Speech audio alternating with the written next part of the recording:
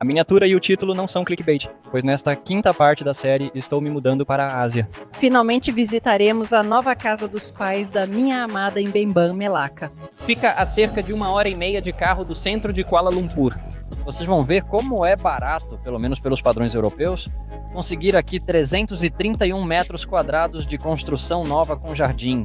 Para uma opção ainda mais econômica, visitaremos também a casa da minha tia. Esse tem 4 quartos, 3 banheiros e é menor, por isso também é muito mais barato. Mas este episódio não é só sobre imóveis. Você vai ver como se prepara um delicioso hot canai e também vai assistir a minha primeira tentativa de experimentar durião, a fruta mais fedorenta do mundo. Até as moscas aparecem, né? E vai ser difícil de engolir, né? Então fica comigo, porque realmente vale a pena. Pegamos as chaves, os pais e estamos indo para a casa nova. Passamos pela cancela dos residentes, a câmera nos escaneia e libera a entrada. O condomínio é novo, mas alguns moradores já se mudaram para as casas concluídas. Meus pais queriam ficar na parte mais silenciosa, distante da entrada e da rua principal, por onde de manhã passarão apressadamente os jovens pais trabalhadores com seus filhos. Estamos indo quase até o final debaixo das palmeiras. A entrada de carros é enorme, mas a câmera não consegue mostrar tudo. Mas a foto tirada com o celular mostra isso melhor. 4 carros cabem aqui. A casa tem 331 metros quadrados e, devido ao jardim maior, optou-se pela casa de esquina. Ela custou exatamente 658 mil ringgits malaios. Vou mostrar para vocês e escrever embaixo quanto é exatamente. É nesse estado que você recebe o imóvel comprado na Malásia. As paredes estão pintadas de branco, as janelas estão no lugar e, o mais importante, o piso também está pronto. Embaixo, nas escadas e em cima também. Claro que não foi feito de qualquer jeito, só colocando o que tinham. A construtora contatou meus pais, que puderam escolher a cor, o padrão, o tamanho e o brilho dos azulejos. Como podem ver, está tudo muito bem feito e caprichado. Até mesmo no armário embaixo da escada não há defeitos. Luzes, lustres, ventiladores de teto e ar-condicionado não são instalados, pois dependem do gosto e desejo individual de cada um. Mas os interruptores e disjuntores da Siemens já estão aqui. Quanto à cozinha, meus pais não quiseram nada aqui. Eles estão considerando fazer a cozinha do lado de fora algo típico nesta região. Na Europa, numa cozinha ao ar livre, só faz sentido sazonalmente, se é que faz. Aqui, porém, mesmo na época mais fria do ano, no meio da noite, a temperatura quase nunca cai abaixo de 20 graus Celsius. Basta, então, uma cobertura simples para que a chuva não caia nas panelas e você pode cozinhar ao ar livre o ano todo, seja de dia ou de noite. Assim você evita odores desnecessários dentro de casa. Encontrei essas fotos na internet, mas há 3 anos, quando estávamos no Parque Nacional na Malásia, nos hospedamos em uma casa típica malaia. A vista e o ar lá eram incríveis. E essa é a única foto em que tem uma cozinha assim. Um café da manhã, um lanche e um café nessas condições é um sonho. É uma pena que eu não tenha gravado um vlog dessa viagem, pois teria sido incrível. Caminhamos pela selva, avistamos escorpiões pretos e tivemos sanguessugas nas pernas. Estamos planejando ir lá novamente, então se vocês quiserem ver mais dos meus vlogs, curtam e compartilhem o vídeo. Admito que o episódio anterior não atendeu minhas expectativas de visualizações, mas se este surpreender mais, posso fazer mais conteúdos desse tipo. Depende de vocês, dos seus comentários, visualizações e curtidas, se algo parecido aparecerá no canal no futuro. Se quiserem, podem contribuir na compra de uma câmera com gimbal para vlogs. Algo assim melhoraria muito a qualidade desse tipo de conteúdo de viagem. Você pode fazer isso diretamente pelo YouTube, mas o Google fica com uma porcentagem bem grande. A maneira mais eficiente é pelo Patronite, cujo link deixarei na descrição. Mas como disse e enfatizo, isso é só se vocês quiserem contribuir. Voltando agora ao assunto da casa, os banheiros também já estão prontos para uso, e assim está o jardim. Meus pais ainda estão pensando se vão construir uma cozinha em uma parte dele ou se vão desistir dessa ideia. Após retornarmos à Irlanda, eles visitaram a nova casa novamente. Tanto para bater papo com os vizinhos, quanto para dar uma olhada em como os outros terminaram suas casas. Assim fica mais fácil para eles decidirem o que querem e qual equipe de acabamento escolher. A calma estoica deles e a total falta de pressa são realmente surpreendentes. Embora a casa esteja pronta há meses, eles continuam viajando e não se sentem pressionados a se mudar de imediato. Vamos ver como é o andar de cima. Embaixo tinha um quarto, aqui em cima há mais 3. Esse quarto à direita é o mais estranho. As janelas ficam na parte de cima. O quarto ao lado é espaçoso e já tem um teto normal e janelas normais. A vista é bem agradável. Vocês veem como aqui ainda está vazio. Outro banheiro fica entre esses 2 quartos no andar de cima, e aqui também temos um tipo de espaço aberto. Daria para fazer um escritório aqui, ou talvez uma espécie de sala de estar com televisão projetor, talvez até um espaço para jogos. Só que aí o som se espalharia também para baixo, mas é uma opção. E aqui temos a entrada para o quarto principal. Como vocês podem ver, aqui é bem espaçoso e a vista da janela também é boa. Como é de se esperar de um quarto principal, aqui tem um terceiro banheiro separado. O que eu não gosto aqui são as janelas de alumínio, porque usaram só vidros simples aqui. Em termos de isolamento térmico, elas são piores do que as janelas de plástico com vidro duplo. Não está frio lá fora, mas o ar-condicionado está ligado aqui dentro. Com um isolamento melhor nas janelas, o frio não escaparia tão rapidamente. Pelo menos pelo bom senso, é o que eu acho. No entanto, depois de uma breve pesquisa, descobri que o alumínio é mais resistente à umidade e ao mofo do que o plástico, o que é fundamental em um clima tão úmido. Além disso, as janelas de alumínio também são muito mais baratas, e a energia elétrica na Malásia é tão barata que esse tipo de investimento não compensa de jeito nenhum. Entendo, mas qual é o real custo da energia aqui? Vejamos esta tabela. Para facilitar, os preços foram convertidos para slots. Na Irlanda, pagamos cerca de 1,5 zloty por cada quilowatt-hora. Na Polônia, de 94 groszy até 1 zloty e 18. Embora as previsões indiquem que os preços na Polônia podem em breve se igualar às tarifas irlandesas. E como é isso na Malásia? 19 groszy pelos primeiros 200 kWh. É praticamente uma tarifa simbólica. Depois, na faixa de 201 a 300 kWh, o preço sobe para 29 groszy e para um consumo maior, ou seja, acima de 300 kWh, chega a 45 groszy por kWh. A energia é barata, mas não gratuita. Por isso, aqui são usadas películas térmicas especiais nas janelas, que refletem parte dos raios solares quentes, reduzindo assim o aquecimento do interior. Algumas películas prometem reduzir em até 30% os custos de ar-condicionado, dependendo do grau de reflexão da luz. Mas nós vamos continuar o reconhecimento ao redor do condomínio. 2 seguranças na guarita cuidam da entrada e lidam com os visitantes. Um centro comercial e de serviços foi construído junto com o condomínio. Como há poucos moradores no novo condomínio, ainda não acontece muita coisa por aqui. No entanto, há realmente muitos desses estabelecimentos aqui. Atrás deles fica a área de lazer. É uma quadra de basquete cercada, junto com um campo de futebol. Também possui um parquinho infantil com escorregadores, foguetes e túneis. Do final da área de lazer, dá pra ver que a galeria comercial foi construída talvez até com exagero. No final, há um lago artificial e comprido. É um lugar para passeios ou para correr ao redor. Minha tia também comprou uma casa aqui, acho que até na mesma rua, porque já rodamos bastante por aqui e acabei me perdendo um pouco. Mas vamos dar uma olhada. É um pouco menor. É aquela casinha atrás de mim e vamos ver como é por dentro. É elegante, a entrada da garagem é menor, vamos ver como é por dentro e cumprimentar. É menor, mas acho que 3 carros também caberiam aqui. Agora vamos entrar. Aqui vai ser a cozinha, aqui vai ter alguma coisa, num armário, num gabinete. A sala de estar também é de tamanho menor, né? Aqui tem um quarto, né? Um pouco menor. Essa casa é menor, então aqui fica o segundo quarto. Marquei onde vai ficar a cama. Aqui tem um pequeno escritório. Aqui vejo um banheiro pequeno. Ah, esse é um banheiro compartilhado. Então, como vocês podem ver, eu posso passar para um dos quartos. Posso passar para o outro quarto. Não sou fã nem adepta de ter um banheiro compartilhado com 2 portas, mas vejam como é lá. É basicamente uma passagem entre 2 quartos de hóspedes, o que pode ser útil. Claro, dá para trancar o banheiro dos 2 lados. Aqui vocês têm uma pequena sala de estar. Ou pode ser transformada em um escritório ou outra coisa. E aqui é a suíte principal.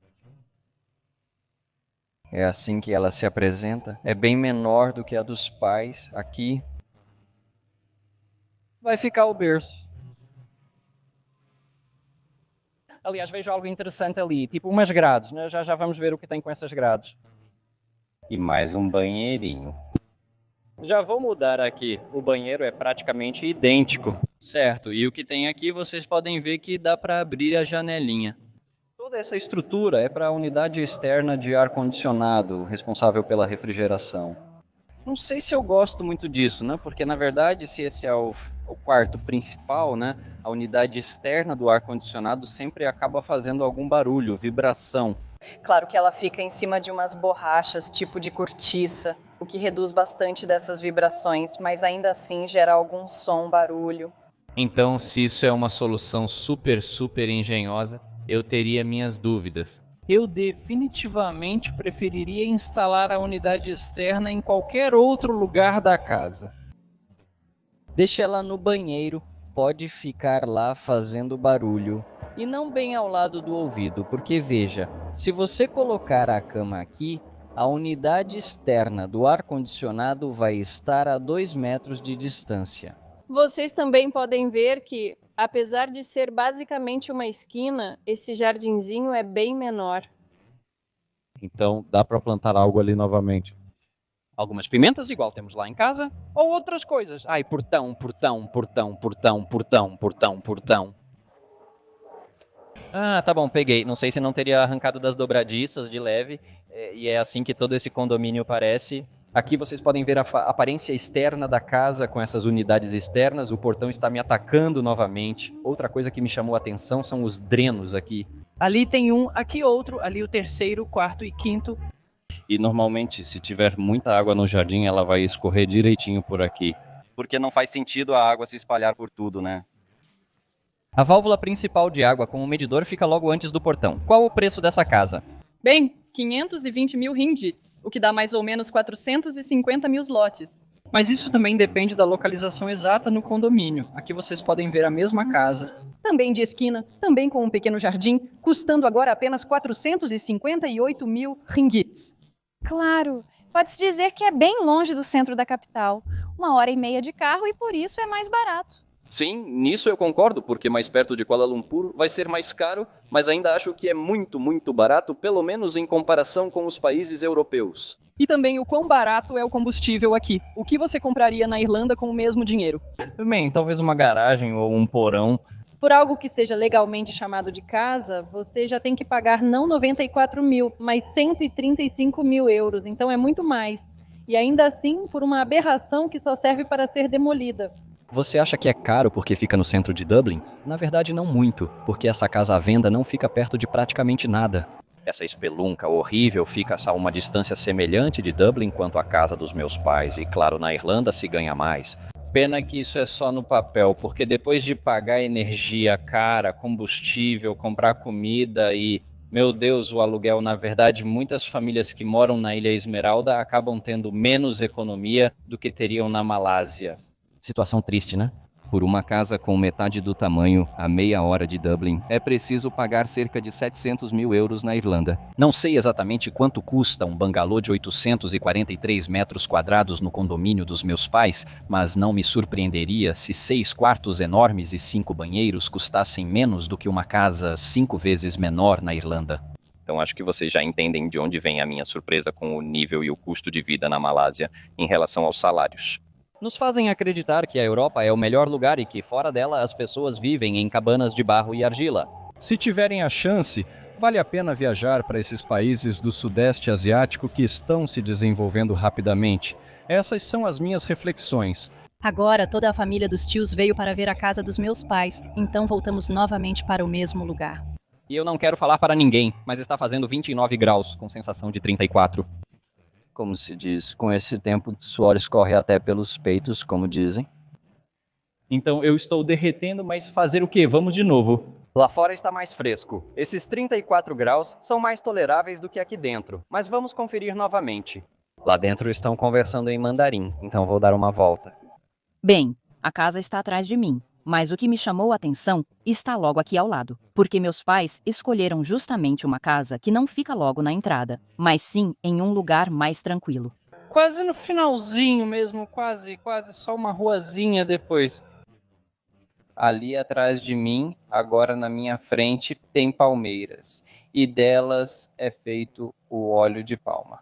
Nessas palmeiras crescem uns frutos vermelhos, deles se extrai o óleo de palma. Vou só chegar mais perto, claro que não posso entrar lá, mas vou me aproximar para ver. Aqui é realmente agradável, bem silencioso, por enquanto ainda não se mudou muita gente.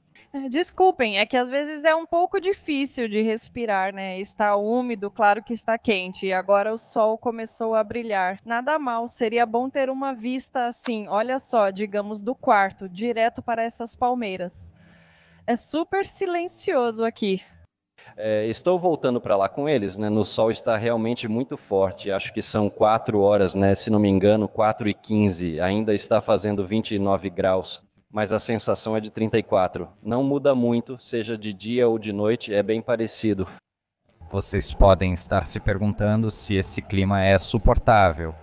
Depende, se você tem alguns quilos a mais, é mais difícil aguentar esse tipo de tempo. Eu mesma poderia perder uns 5 quilinhos, aí seria mais fácil, mas vocês sabem, se a gente fosse correr nesse clima, daria para enlouquecer. Mas para andar devagar, está quente, mas pelo menos não estamos passando frio como na Irlanda. Já estávamos cansadas daquele frio de lá. Estamos totalmente cansadas daquele frio que faz lá. Então algo assim seria relativamente suportável. Mas preciso dizer uma coisa para vocês. Da última vez que estivemos aqui, ficamos 1 mês e eu tentei trabalhar, fazer qualquer coisa. Mas sem ar-condicionado é difícil, porque é difícil se concentrar. Difícil organizar os pensamentos porque tudo derrete. Vocês sabem, na Polônia também faz calor, então vocês sabem como é. Na Espanha, as pessoas fazem a siesta, não trabalham nas horas mais quentes, vão tirar um cochilo porque a gente não tem energia para ficar superaquecendo nesse calor todo. Já está barulhento. Tios e tias. Todo mundo falando mandarim. E eu às vezes fico com o tradutor, não é que eu fique escutando escondido, mas é para estar por dentro do assunto, porque para eles é mais confortável conversar entre si na própria língua do que em inglês. Só quando a gente interrompe a conversa de vez em quando, faz uma pergunta, aí tudo bem. Depois de ver as casas, fomos para a casa dos tios, ficamos lá um pouco, comemos uns bolinhos de curry, comemos um bolo muito interessante feito de pandan, depois voltamos, tomamos banho e temos só 1 horinha, um tempinho de descanso antes de sair de novo. E estamos saindo para mais um jantar em família. E vocês provavelmente perceberam que desde que chegamos aqui, na verdade não comemos em casa nem café da manhã, nem jantar, porque sempre tem algum passeio, sempre está acontecendo alguma coisa. Aqui dá-se muita importância a passar tempo com a família. E às vezes eu tenho a impressão de que isso foi um pouco esquecido na Polônia. Talvez não em todo lugar, talvez não em todas as famílias, é claro, mas essa é a impressão aqui. Sempre família, sempre amigos. É uma forma interessante de viver, especialmente com os pais aposentados, o que certamente contribui. Mas vocês podem perceber que, em parte, podia haver essa impressão, pelo menos na Polônia nós tínhamos essa impressão, de que aqui, de alguma forma, em todo lugar é pobre, no leste é pobre, na Ásia é pobre, mas acontece que aqui, com salários normais, dá para viver, dá para comer fora todos os dias. Não estou dizendo que todo mundo, claro, mas essa é a impressão que se tem, porque dá para ver os locais realmente sempre socializando, saindo, passando tempo com os amigos e, de certa forma, isso não afeta tanto assim as finanças deles. Então a vida aqui parece ser diferente. Não quero dizer que é melhor, não quero dizer que é mais simples. Talvez até seja, talvez em parte eu mesma tenha essa impressão. Mas vocês mesmos veem, sempre tem algum passeio, alguma saída. Eu gostaria de sentar. Tenho um laptop aqui, eu não sei se vocês conseguem ver, talvez consigam, talvez não. Tem um laptop, tem outro brinquedinho novo que eu vou fazer uma resenha. Mas eu não tenho tempo para sentar e fazer isso, embora eu queira. Só que o tempo todo tem algum compromisso e, claro, quando voltarmos para casa, aí sim vou poder trabalhar nisso tudo com calma. Aqui vocês podem ver o que aconteceu depois de tirar sangue hoje. Aqui ainda não tem nada, mas ali está uma tragédia e a próxima sessão é em 2 dias. O ombro precisa descansar. Se isso me ajudou? Ainda não sei. Vamos ver. Então não vou levar a câmera para esse encontro de família. Vai estar o tio, que passou uns 25 anos em Seattle.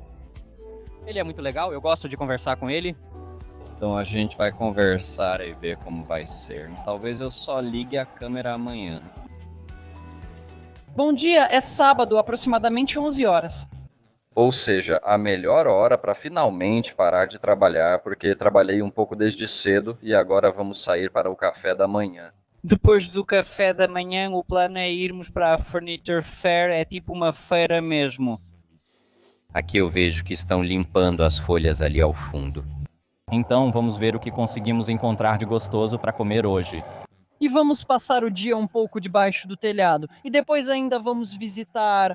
Depois, meus queridos, ainda vamos visitar a tia, que tem uma fazenda de frutas chamadas durians. Então vamos conversar um pouco sobre durians. Hoje estou com vontade de comer hot canai, então vamos comer nesse lugarzinho pequeno. Difícil dizer que é um restaurante, porque para nós restaurante é algo que parece um pouco diferente. Aqui temos uma área aberta ao lado do restaurante, os preços são bem acessíveis, então vou mostrar para vocês como é essa comida e contar um pouco sobre de onde veio o hot canai. Aqui tem um lugar recomendado, mas que ainda está fechado. Por nasi goreng, que é um prato bem simples de arroz, vamos pagar aqui cerca de 5, 6 ou até 7 zlotys pela versão com frango. Com esses preços, é fácil entender por que comer fora é tão popular na Malásia. Mas nós viemos aqui para comer hot canai e, para nossa surpresa, encontramos nossos primos tomando café da manhã lá. Pedi permissão ao chefe para gravar o processo de preparação do famoso e tão adorado hot canai daqui. Ele concordou em compartilhar seu conhecimento e experiência com entusiasmo. Este é um dos pratos mais conhecidos da Malásia. Um pão achatado que ganhou popularidade graças à sua crosta crocante e interior macio. Suas raízes vêm da culinária do sul da Índia e chegou à Malásia, graças aos imigrantes indianos. O nome hot significa pão em hindi, enquanto canai pode vir da cidade de Chennai, na Índia. A massa do hot canai é feita com farinha, água, sal e óleo. O passo fundamental é esticar a massa até formar uma folha bem fina, que depois é dobrada em camadas e frita em uma chapa quente. Notem que ele não é servido na forma plana de uma panqueca, mas deve ser devidamente amassado. O próprio hot canai custa R$1,50, mas eu pedi com ovo e cebola, então ficou R$3,50. Também pedimos. Acabou de chegar, mas um só com ovo, são 3 ringgits por unidade. Na verdade, pegamos mais um simples, ou seja, sem nada, para o meu irmão. Ou seja, mais um ringgit e 50. E aqui vocês têm os molhos, certo? Temos sambal, curry e dal. E aí a gente passa isso na panquequinhas e pronto, né? Um café da manhã simples assim. E também as bebidas, por 2 ringgit cada. Uma curiosidade. Enquanto a gente come, eu perguntei sobre essas casas, porque elas são pintadas assim, aquela ali de azul. Mas a minha amada contou que são simplesmente casas destinadas aos policiais e, claro, às suas famílias. Lá moram basicamente só policiais. Talvez por isso sejam branco e azul. 3 pessoas já comeram. Para a 4ª, vamos levar a comida para casa. No total, pagamos 23 ringgits, ou seja, algo em torno de menos de R$20 por aí. Então vamos entrar no carro e vamos para a fazenda de durian da titia. Como vocês podem ver, a estrada de acesso é bem, levando em conta que ela passa por uma floresta tropical até que está bem boa. Que bom que logo se vê o portão de entrada, pois não precisamos percorrer muito do caminho. As meninas estão ligando para a tia abrir o portão. Vendo uma placa dessas, achei que talvez não valha a pena vir aqui sem avisar antes. Visitamos a tia na fazenda de durian. Em breve mostrarei como são as árvores e as frutas, e depois falaremos sobre o sabor. Como podem ver, há bastante terra aqui atrás de nós. Também vejo algumas palmeiras ali. Que palmeiras são essas? Óleo de palma, palmeira. Ou seja, também palmeiras para óleo de palma. Algo assim. Mas isso já não pertence mais à titia. Lá toda a colina, né? Atrás da colina, e vamos seguir nessa direção. Aqui vocês veem que está crescendo mamão, mas de novo estão protegidos com um saco, porque o primeiro motivo desse saco, assim como mencionei antes sobre isso, é que se a fruta já estiver madura e quiser cair, se for cair, não vai bater no chão, simplesmente vai cair dentro do saco para ser preservada. Depois, claro, comemos as frutas para não estragarem. E de certa forma isso também protege um pouco contra alguns insetos, para que eles não caiam ali. Aqui vocês também veem que alguém teve a ideia esperta de fazer isso com pneus. Eu suponho que caso a bolsa caia no chão, para que ela tenha um pouco mais de maciez. Aqui vocês veem um cachorrinho feliz, alimentado, tem água, mas ele parece um pouco estranho visto de cima, porque está tosado. Eles tosam os cachorros para que tenham menos pelos nesse calor. E vocês veem, ele poderia ficar sentado debaixo do ar-condicionado ou ali na sombra, mas ele prefere andar por aí. Acho que ele se acostumou assim. Esta é uma árvore de durião, mas ainda não tem frutos, porque agora não é época deles. Mas vocês veem só isso, porque hoje o sol está bem forte. Diziam que ia chover, mas não está chovendo. Mas todas essas arvorezinhas aqui também são árvores de durião. Eu diria que tá realmente bonito. Para mim, à primeira vista, eu não diria que isso é uma árvore frutífera. Ainda mais porque cresce tão grande. Porque temos que admitir que cresce muito. E aqui está outra papaya. Vejam os frutos. É difícil captar a claridade, mas vejam como está crescendo. Não sei por que esses não estão protegidos. Na verdade, não faço ideia, mas vamos continuar explorando. Isso aqui é jambo, ou seja, goiaba. Vocês provavelmente conhecem algo chamado goiaba. Nossa, estamos aqui há literalmente um instante e os mosquitos já começaram a sugar nosso sangue bem intensamente. Vamos entrar para dentro, para o ar-condicionado, para casa. Ou, na verdade, na frente da casa também não estavam tão ruins quanto aqui. Eu me vesti de preto porque disseram que ia chover hoje. Como vocês podem ver, não está chovendo muito. Ali o tio e a tia estão borrifando algo contra alguma praga para... Vamos dar uma olhada nas mangas também. Arbustos como arbustos. É legal passear assim, mas o calor e os mosquitos são tão incômodos que não vamos nos aventurar mais fundo. Ficamos sentados embaixo da casa, dentro de casa e seguimos em frente. Já estamos indo para essa feira de móveis. Antes eu esqueci a palavra. O que ela significa, ou seja, esse fair nesse contexto aqui. Em polonês seria feira, mercado ou bazar, então agora vocês já sabem para onde estamos indo. Talvez não exatamente um mercado, mas sim uma feira de eletrodomésticos. A casa dos meus pais já foi entregue, a nossa ainda está em construção. Viemos dar uma olhada no que eles têm aqui por curiosidade. As meninas já estão vendo as pias. Aí a gente fica olhando, né? Interessante, que aqui parece que é para colocar frutas. Preço? Nossa, 7.000 e 3.000. Ele não é barato, né? Mas se você compra um para várias décadas, talvez ele valha o preço. Este é para lavar copos, como vocês podem ver, é para um enxágue rápido. Como podem ver, a água está saindo. Pensei que tinha apenas duas funções, mas na verdade tem a primeira e a segunda função. Já a próxima, vocês podem puxar, lavar tudo. Ah, essa é a quarta função. Muito legal. Essa pia ali está disponível em várias larguras. Interessante. Eu não sou exatamente uma super fã de pias, mas vocês têm que admitir que algo assim pode realmente tornar a vida mais agradável, simples e fácil. Aqui vocês têm tomadas que podem ser movidas. Não sei, acho meio bobo, mas as meninas dizem que gostam disso, que se você tem uma panela de arroz, pode simplesmente mover a tomada. Bom, faz algum sentido, não vou negar, mas se você já tem tudo organizado na cozinha, sabendo onde está cada coisa, talvez isso nem seja necessário, mas é mais uma curiosidade. Ontem, na casa da tia, vimos exatamente a mesma porta, ela abre do outro lado e você tem o tempo todo, digamos, como se fosse uma janelinha aberta com passagem e acesso ao ar fresco. Para a porta de entrada da casa, não é algo muito interessante, mas para o apartamento talvez não tanto. Também temos essas mesinhas bonitas de vários tipos e designs interessantes no geral. Aqui na cultura chinesa, a mesa sempre deve ser redonda ou, se possível, deveria ser...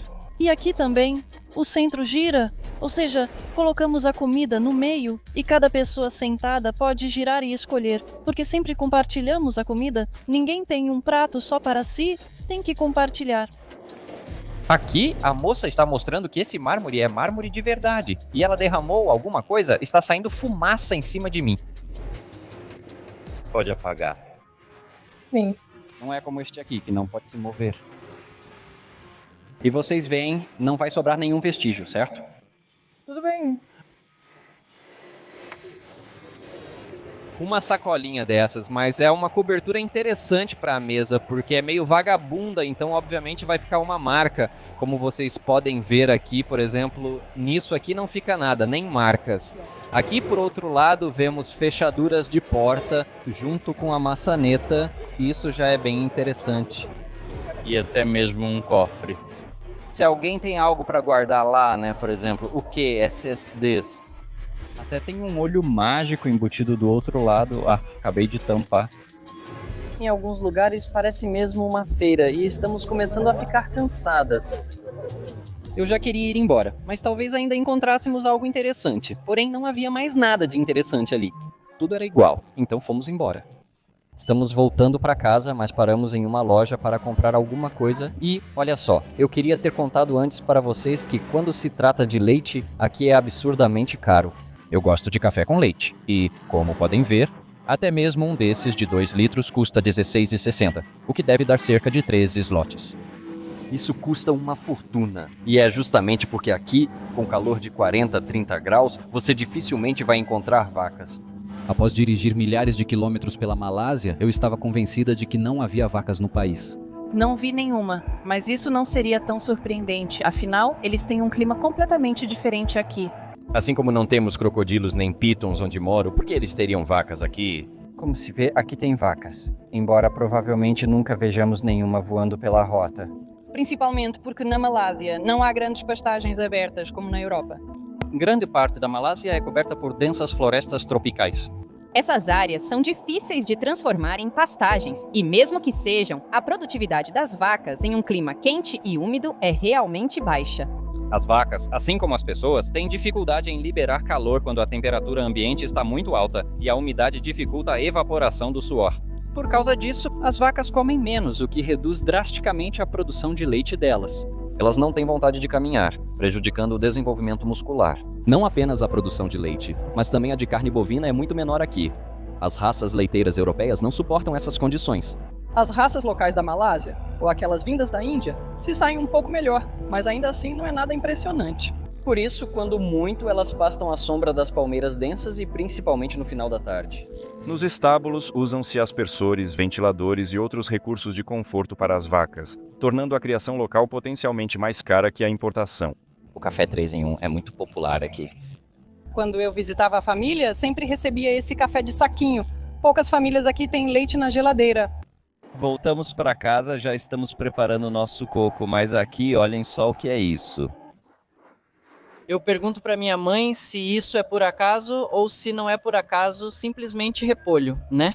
Vou dizer o nome disso assim que desbloquear o celular, se conseguir com o dedo molhado. O nome disso é assim e é um cogumelo de neve, também conhecido como cogumelo ostra real, uma espécie de cogumelo comestível, porque tem um alto valor nutricional e assim por diante, e assim por diante. Vocês podem ler o resto depois, né? Então, na Polônia, nós gostamos de cogumelos ostra, e aqui esse cogumelo ostra parece assim.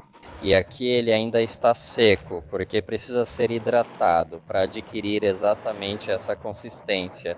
Para mim, ele se parece um pouco com repolho. É constrangedor, mas precisei viajar o mundo para provar algo que vocês acham no mercado local. Não é diferente, pois parece que esses cogumelos ostra, que na verdade se assemelham mais aos porcini, são encontrados até no Kaufland. Entramos em casa literalmente há 5 minutos, comecei a beber esse coco e o papai tirou o durião e eu perguntei se tínhamos um inteiro em casa para abrir. Ele disse que não, porque não compraram um inteiro, porque é grande, enorme.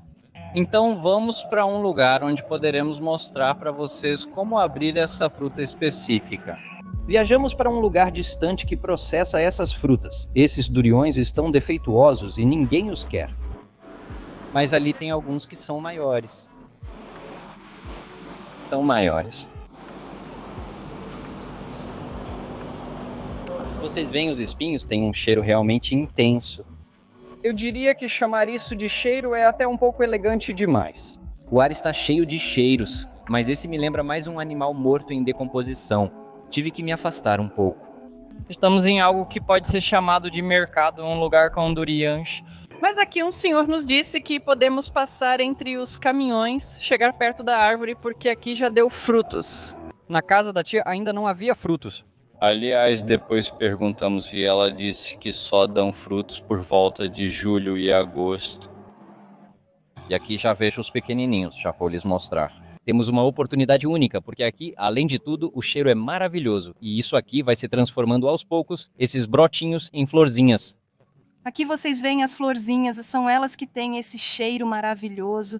E aqui em cima de mim também tem essas florzinhas, e é assim que tudo vai mudando aos pouquinhos. O senhor mencionou que será em aproximadamente um mês? Aqui vocês veem, já está começando a crescer alguma coisinha pequena disso, bem devagarzinho. Ah, então é daqui que aparecem as florzinhas. E em mais ou menos um mês devem aparecer os frutos de verdade nessa arvorezinha. Vejam, isso aqui amadurece antes do que aquilo que estava lá na fazenda, mas tem bastante. Aqui eu já vejo uma abelhinha cuidando do assunto. Vejam, isso cresce naturalmente, literalmente. Alguém plantou essa maravilha atrás dos caminhões. E ali tem ainda mais dessas arvorezinhas, podemos nos aproximar. Mas acho que ainda não está soltando os brotos. Ah, não, já está aparecendo alguma coisa. Aqui apareceu algo bem pequenininho. Sim. Vamos ver a abertura do fruto do durião. Ininteligível. O pai do meu amado explica que esta é uma espécie de primeira linha. Durian é uma fruta que desperta emoções extremas, desde um entusiasmo quase cultuado até uma forte aversão. Devido ao seu cheiro intenso, ele é proibido em muitos lugares públicos, como hotéis, meios de transporte e até elevadores. Apesar disso, essa fruta é valorizada por seus benefícios à saúde, como auxiliar o sistema digestivo e fortalecer a imunidade.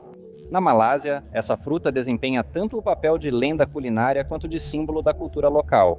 Seu aroma intenso e característico, resultado de compostos naturais de enxofre, pode surpreender quem não está preparado, mas é exatamente isso que o torna tão especial. O interior do durião esconde uma polpa macia e cremosa, com uma consistência semelhante à de um pudim, que para muitos representa um êxtase culinário. Como podem ver, tenho uma fruta de durião. Acabei de pegá-la com as mãos, mas o senhor sugeriu que talvez seja melhor usar luvas. Tenho a sensação de que até a câmera vai ficar com esse cheiro característico. Meus dedos também, mas agora estou de luva. Nunca provei a fruta em si, só o sorvete. Eu compararia o cheiro ao de alguém que vomitou. Essa é a minha impressão. Algumas pessoas dizem que cheira a pés suados, mas já secos, então vamos tentar.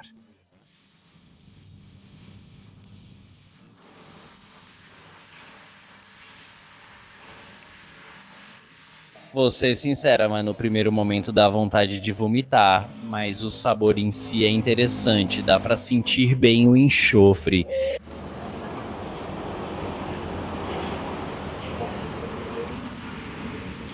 Sentimentos muito mistos, porque por um lado o sabor é realmente bom, só que o cheiro desanima muito.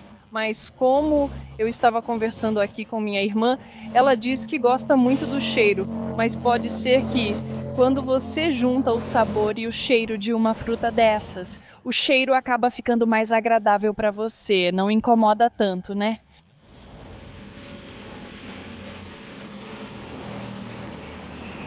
Acho que isso é algo que todo mundo deveria experimentar pelo menos uma vez na vida.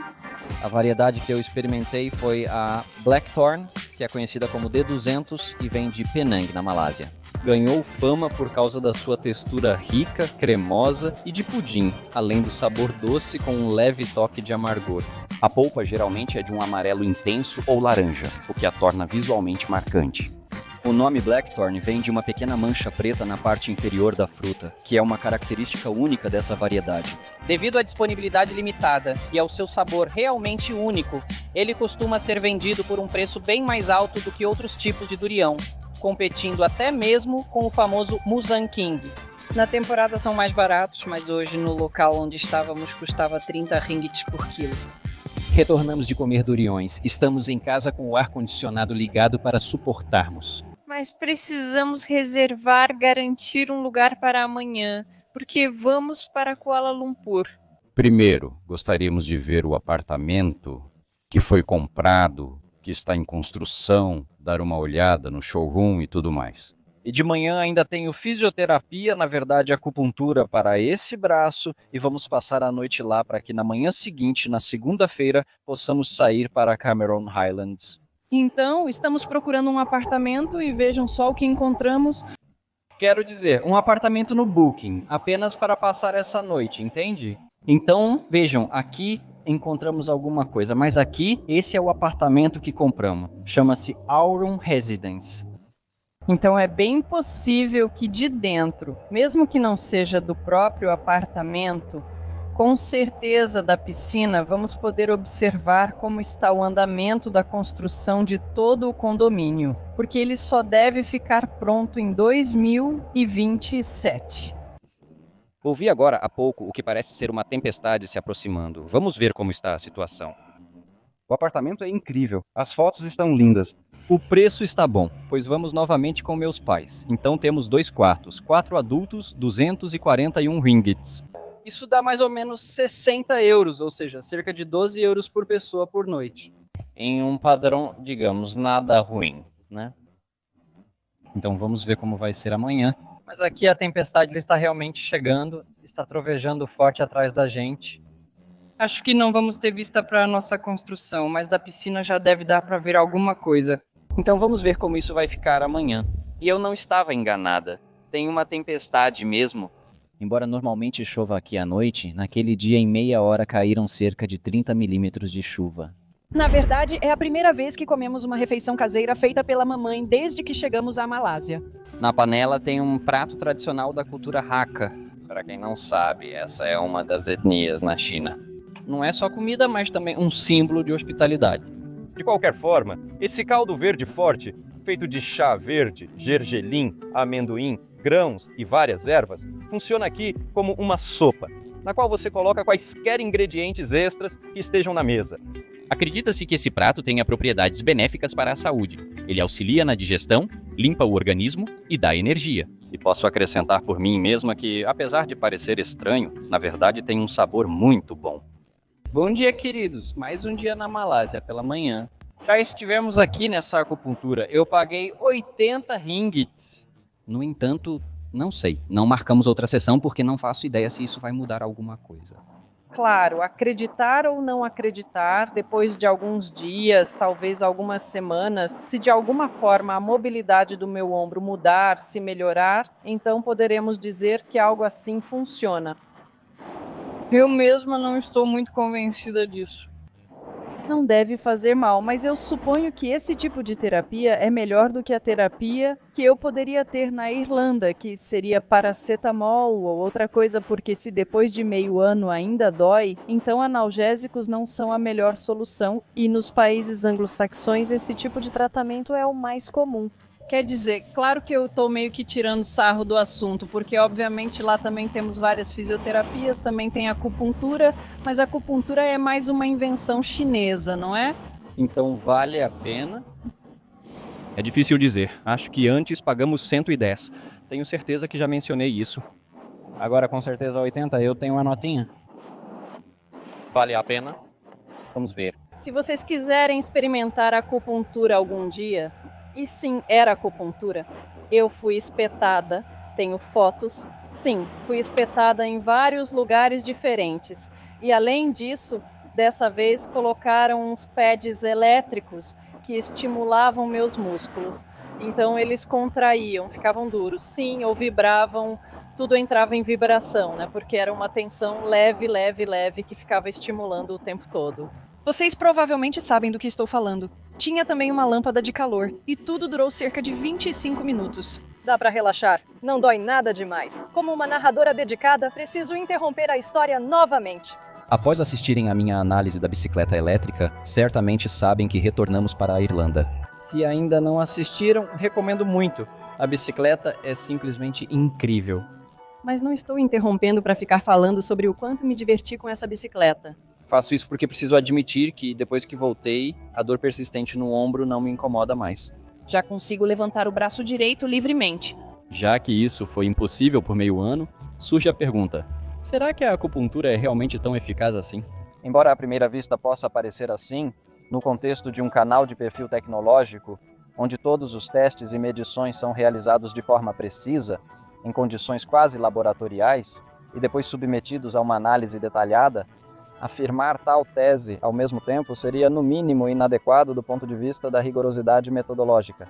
Pois bem, a acupuntura é uma coisa, mas estando na Ásia, minha dieta também era diferente. Ela era rica, por exemplo, em frutos do mar, que normalmente eu não consumo na Irlanda. Além disso, finalmente consegui me aquecer de verdade, o que também pode ter ajudado de alguma forma. Em outras palavras, embora pareça que essas 2 sessões de acupuntura fizeram milagres, não posso dar a vocês 100% de certeza de que outros fatores externos não tiveram um papel nisso. Talvez um pouco de tudo tenha contribuído para a melhora. Se já experimentaram soluções da medicina chinesa ou métodos alternativos de tratamento, contem para mim nos comentários. Estou muito curiosa para saber sobre as experiências de vocês. E aí? E agora que já estamos em Melaka, falta 1 hora e 40 minutos de viagem até Kuala Lumpur. Estamos indo para Kuala Lumpur. Primeiro vamos visitar o canteiro de obras do apartamento, ou melhor, do condomínio que compramos e ver como está indo. No Google Maps isso não é atualizado com muita frequência, então vamos lá ver por nós mesmas se há progresso. Claro que deveria, mas compramos todo o apartamento estando na Irlanda, certo? Sem estar aqui pessoalmente. Meus pais estiveram aqui pessoalmente, mas está na hora de irmos nós mesmas. Então vamos nessa. E assim partimos. No fim das contas, é uma longa viagem. Já estamos chegando no pedágio da rodovia. Ali vocês veem que alguém tem o MyAirRefit instalado. Então só passa direto. Aqui é o Smart Tag. Mas nós temos o cartão chamado Touch and Go, algo assim. Está um pouco gasto. É do meu irmão. Você recarrega de vez em quando e pode pagar por vagas de estacionamento e também pelo pedágio. Então precisamos ficar nessa faixa, nessa pista. Ali acho que é Touch and Go para veículos maiores. Embora eu veja que também tem alguns menores passando por lá. Não, é só chegar aqui, passar o cartão e pronto, está pago. E aí, complicou. No vídeo anterior, mostrei que minha irmã usa uma garrinha de plástico especial, que facilita passar pelos pedágios nas rodovias. Hoje pegamos o carro do meu irmão, e ele é tão alto que não precisa de nenhum extensor. Nesse caso, é necessário soltar o cinto de segurança para passar pelo pedágio. Depois, estando em algum mercado, comprei um conjunto de 3 dessas garrinhas. Custou cerca de R$2. É mais barato do que o incômodo de tentar alcançar ou o custo de rodas riscadas. Estamos passando pela rodovia, onde vocês podem ver as palmeiras de óleo, das quais se extrai o óleo. Aqui de vez em quando passamos por essas plantações. Tem mais ali no horizonte, vejam quantas dessas palmeiras. O que é engraçado, divertido, é que em inglês chamamos de palm tree, mas do ponto de vista botânico, a palmeira não é uma árvore. E embora as palmeiras pareçam árvores e até desempenhem funções bem parecidas, na verdade elas não são árvores. Uma curiosidade. 1 hora e 15, 113 quilômetros. Que vamos parar em alguns metros. Vamos ver como são as paradas por aqui. É preciso descansar um pouco. Não falta muito para chegarmos. Acho que falta cerca de meia hora. Aqui, bem ao lado da parada, tem um riacho passando. Ali vocês podem ver mais palmeiras de óleo. Tudo parece bem organizado. Vários mercadinhos de diferentes tamanhos. As pessoas estão se alimentando. Aqui tem uma comidinha boa. Aqui você pode pegar uns petiscos, mais noodles. O cheiro está maravilhoso. E já que estamos dirigindo pela estrada, ainda não falei para vocês sobre esses diferentes tipos de insulfilme. Aqui na Malásia ela é muito popular. Na verdade, todo mundo, absolutamente todo mundo, olha só, todo mundo tem os vidros escurecidos. É que aqui é claro demais, muito quente. E existe um filme especial, geralmente da marca 3M, que também reflete parte desse calor, né? Alguns carros têm os vidros escurecidos demais, especialmente o da frente, porque esse também é escurecido, assim como os laterais, e aí legalmente podem implicar, a polícia pode implicar. Por isso vocês veem que atrás é mais escuro e lá atrás também é mais escuro. Então, definitivamente, absolutamente todo carro, eu ainda não vi nenhum que não tivesse os vidros escurecidos. Todo mundo coloca isso, né? E alguns colocam mais escuro, muito mais escuro do que deveriam. Outros colocam mais ou menos. Olha, outro carro passou. Estão vendo? Todos têm os vidros escurecidos. A parte traseira e dianteira da maioria dos carros é mais escura. Aqui as pessoas já estão um pouco cansadas desse sol e calor, né? Não é de se estranhar, já que o ano todo faz tanto calor. Vejam vocês mesmas. Mais um dia normal, 29 graus. Sensação de 36. E basicamente é assim o ano inteiro. Saímos da rodovia principal, mas agora só restam 14 minutos, 12 quilômetros. Agora precisamos ir até o próximo pedágio para pagar também por esse trecho. Acho que é por volta de um ringgit 65, se não estou enganado. Novamente no Touch and Go para pagar com o cartão. Com um cartão especial, os costumes daqui são surpreendentes. Há pouco diminuímos muito a velocidade. Estávamos em um engarrafamento. Fiquei me perguntando o que estava acontecendo. Mas na verdade tinha um carro parado no acostamento que estava quebrado. Não foi nenhum acidente, só quebrou mesmo na estrada. Bom, acontece, né?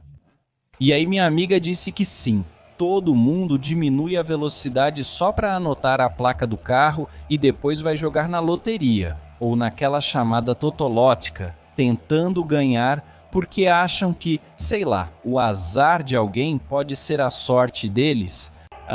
Pelo menos é assim que eu vejo, né? Porque realmente ela me disse que, de fato, né, quando tem um acidente, né, as pessoas param, claro, como em todo lugar, para olhar, porque tem sempre gente curiosa e a curiosidade sempre vence, mas anotar a placa e ir no mesmo dia tentar a sorte com aquele número na loteria vai que traz sorte para eles.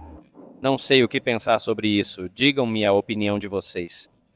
Julgando pela velocidade com que a gente não está se movendo, dá para perceber facilmente que já chegamos em Kuala Lumpur. Eu gosto muito daqui, olha só esse prédio que está todo coberto por essas plantas verdes. Isso dá um clima incrível, super característico, quase pós-apocalíptico. Ali vocês têm um bloco com uma passagem entre os prédios, olha só como é, tem uma ponte bem elegante. Aqui, olha, tem um tigre malaio, é assim que ele parece, e ali tem um hotel super diferente. Um estilo legal, não parece até coisa da Arábia. Aqui desse lado já tem um prédio mais moderno, né? Aqui vocês veem outros prédios sendo construídos. Ali tem uns arranha-céus antigos, bem antigos mesmo, pelo menos é o que parece. E até o destino faltam só 7 minutos. Já essa ponte que vocês estão vendo é o monotrilho. E o apartamento que escolhemos fica literalmente a 3 minutos a pé de uma das estações. E por isso ele é super bem localizado. Dá para chegar em qualquer lugar usando esse trem, que é realmente muito rápido e silencioso. E sobre as Torres Gêmeas de Kuala Lumpur, esse ano a gente não vai lá, mas fomos recentemente e estivemos em um lugar bem especial. Porque não só fomos na passarela, mas também, como minha querida prima trabalha lá para uma empresa chamada Petronas, em um cargo bem alto, tivemos permissão para visitar lugares onde normalmente as pessoas não podem entrar. Então temos algumas fotos tiradas lá e comemos naquele restaurante em um dos andares, então talvez eu coloque aqui se eu conseguir encontrar essas fotos.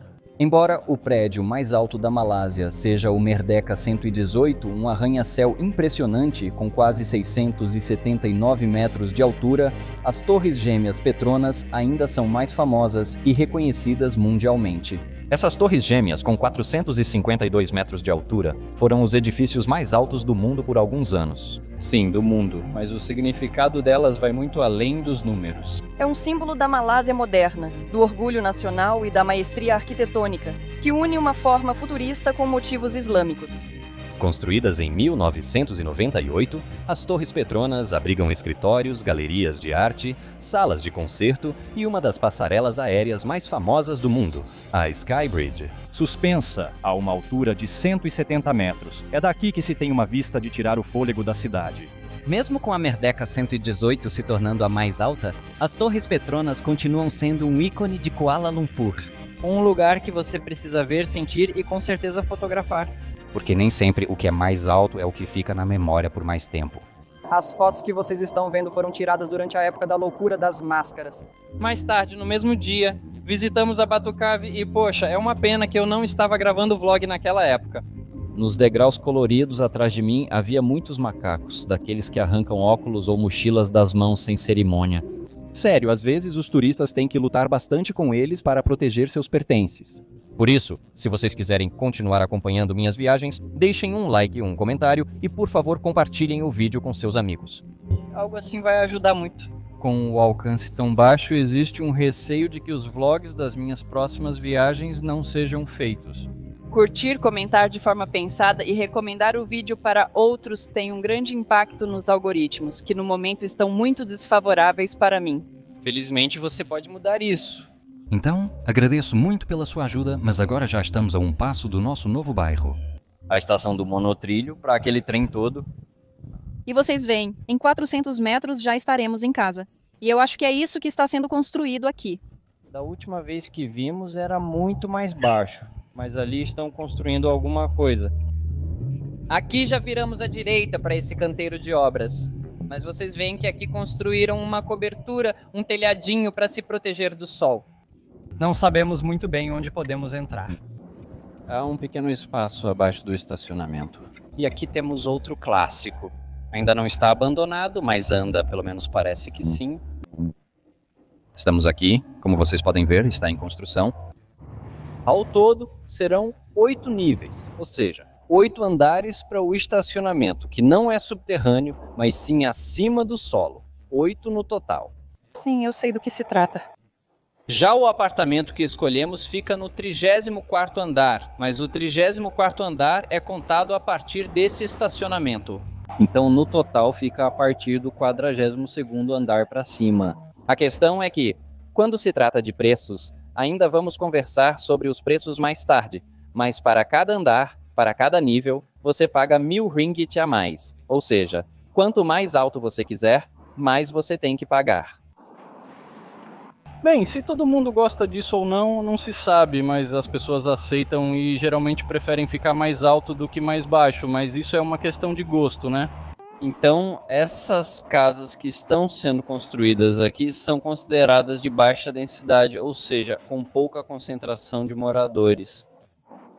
Isso significa simplesmente que não há tantos apartamentos em cada andar, que há muitos elevadores, então mesmo que no nosso andar, se não me engano, haja apenas 4 apartamentos, temos à disposição, se não me falha da memória, 3 elevadores. Então, quanto a esperar ou algo assim, não deve ser tão incômodo, sabe? Comparado com apartamentos feitos no estilo tradicional, onde quanto mais gente colocam, mais barato fica. Esses apartamentos são caros, mas são bonitos. E todo o pátio, a piscina, tudo o que tem lá é bonito. Mas vamos ver mais sobre isso no showroom. Meus queridos, parece que está fazendo 40 graus. Está um calor de rachar, de verdade. Mas vamos lá, vamos dar uma volta, ver alguma coisa. E ainda temos uma reunião com o corretor hoje às 3 horas, agora é só 1 hora. Talvez a gente dê uma volta e coma algo, já que ainda não tomamos café da manhã. Vejo que algumas pessoas estão saindo, parece que a construção geral ainda não começou, mas sempre tem algo acontecendo. Queridos viajantes, este episódio já está ficando um pouco longo, então é hora de fazer uma pausa aqui para que vocês também possam respirar fundo antes do próximo conteúdo emocionante. Na próxima sexta parte da série, eu me mudo para a Ásia, em que vamos nos encontrar com a gente, vamos ver como será nosso novo apartamento. Mas também vai ter uma reviravolta total, porque a gente vai nos mostrar apartamentos de um novo projeto de condomínio que ainda está sendo planejado e que os visitantes comuns ainda não tiveram acesso. Então acesse regularmente o site www.motecmaniakhd.pl para assistir ao episódio mais recente.